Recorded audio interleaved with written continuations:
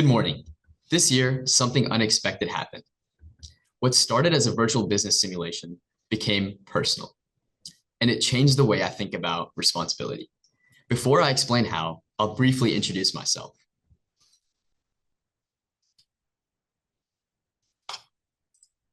My name is Saiva Joha.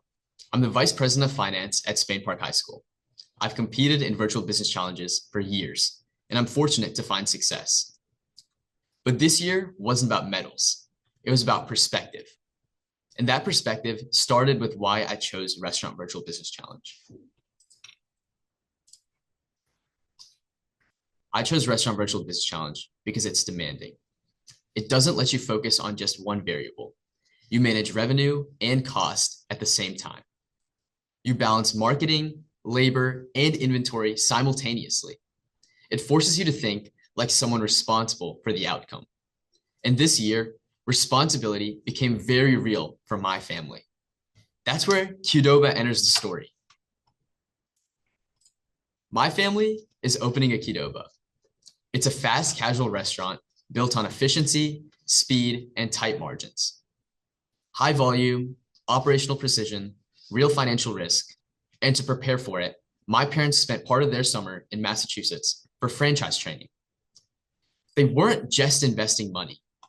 They were investing time, sacrifice, and trust. And suddenly, the simulation felt different to me. The conversations at home mirrored the simulation. Where should we locate? How do we forecast demand?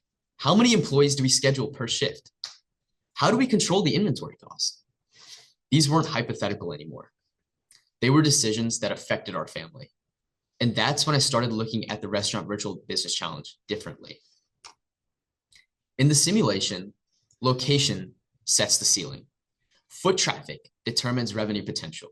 Competition influences the pricing. Fixed costs shape the margins.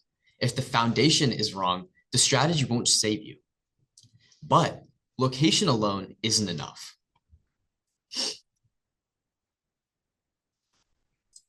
The next question is, who are you serving in a business?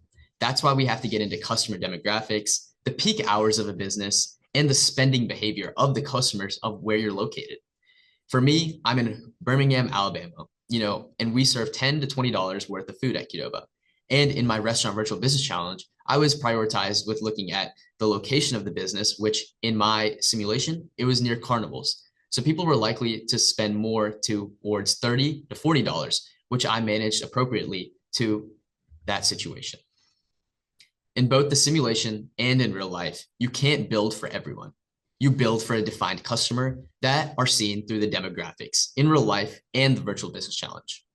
And once you understand that demand, the strategy that you have becomes execution. In Restaurant Virtual Business Challenge, I focused on 3 pillars: to attract, to deliver, and to sustain. Each one connected to a real decision my family was making. First, attracting demand. Attract, advertising with intention. I selected demographics carefully, I tested the budget allocations, and I tracked return on investment on our ads to make sure we're not pumping out money and the ads aren't working. We want to make sure the ads are working with the money we effectively put. Because if we put $50 into ads every single day, that adds up really quickly, and we can lose a lot of money if the ads aren't working. But let's say they do $50 in ads, and we have 3 to 4 people come in, they spend the money. That's our return on investment. And more traffic is exciting, but more traffic without preparation creates pressure on the business, and that leads to delivery. Staffing became one of the most important lessons. Too many employees increased labor costs, too few damaged the customer experience. Balancing projected revenue with labor percentage taught me discipline.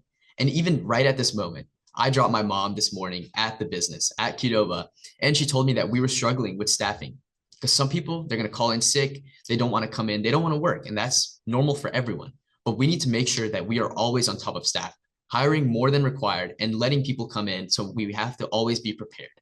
And that discipline protects the stability in your business, in whatever you're doing. But stability also depends on the cost control. Inventory is where the profit is protected. Over ordering increases the waste. Under ordering creates lost sales. And this was seen through our soft opening a few weeks ago. We were supposed to keep serving customers of friends and family up until 6 p.m., but we ran out of inventory at 5:30. So you can see how that created such a big problem that for future references, we will be ordering more than needed just in case we have a ton of people come in at a certain time. And I know that says that increases waste, but it's worth it at a point because we will be making profit and we will always be prepared. And it's better to be more prepared than be underprepared. Monitoring food cost percentage forced me to think long-term, making sure we're always prepared. In both the simulation and our Qdoba planning, every percentage point matters. And when I step back, I realized something important. These aren't separate decisions. The advertising drives the traffic. Traffic impacts the staffing influences the inventory, and the inventory influences the profit. It's a whole system. And that realization changed my mindset. I stopped thinking like a competitor and started thinking like an operator. I wasn't trying to maximize points, but I was trying to protect performance. And that shift extended beyond the simulation. When my parents discussed labor projections, I understood the pressure. When we talked about food cost margins, I understood the risk. The simulation didn't make me an expert in this field, but what it did do is it made me prepared. And that preparation taught me something deeper. Restaurant Virtual Business Challenge taught me to think in systems, to protect margin instead of chasing revenue, and to lead with discipline. But more importantly, it taught me that every single business decision affects people. And that's what it means to go the extra to me. Going the extra isn't about doing more.